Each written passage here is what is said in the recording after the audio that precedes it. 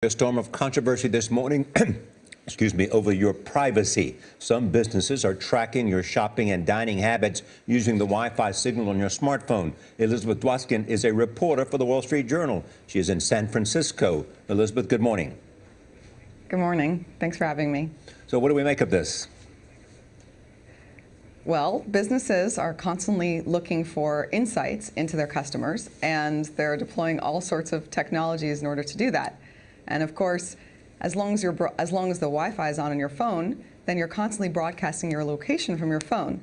And so the company that I wrote about, Turnstile Solutions, has basically been able to place sensors throughout many businesses in downtown Toronto: restaurants, yoga studio, gym, theater, hotel.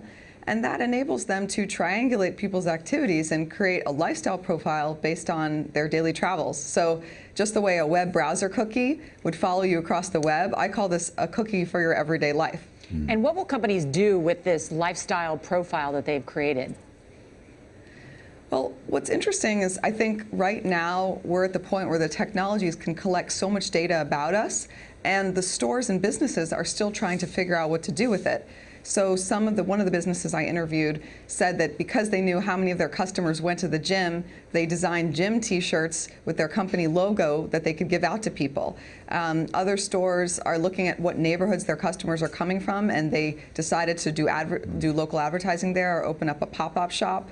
But for example, there is a company that looks at cell phones jogging through the park in the morning and decides those people are early morning joggers, and tells businesses this many of your customers are joggers. And I think a lot of companies haven't figured out what to do with that information that companies are collecting about us. So are they tracking people specifically? For instance, do they know Nora is in store number 2, or do they just know the number of people that are in that store? Do they have our identities? Absolutely. Well, it's a tricky question. The businesses do not get any identity. They receive reports which are anonymous. So they get the number of customers, the percentage of my customers last week went to the gym, the percentage went to yoga.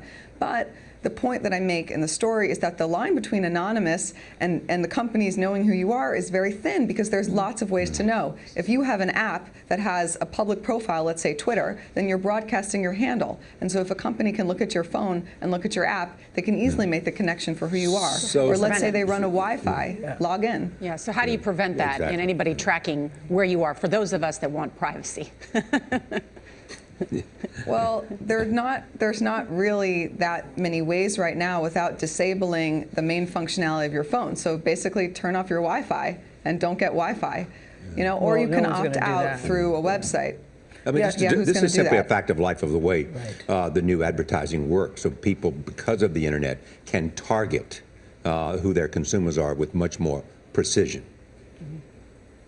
Of course, but they're not able to target people yet on mobile devices as well, and so that's the holy grail for advertisers and marketers, and location is one way they're doing it. That's why Apple's getting involved, Verizon, big companies are getting involved in location data for that reason. All right, got it, Elizabeth. I doubt very few people will turn their Wi-Fi on and off, but thanks a lot.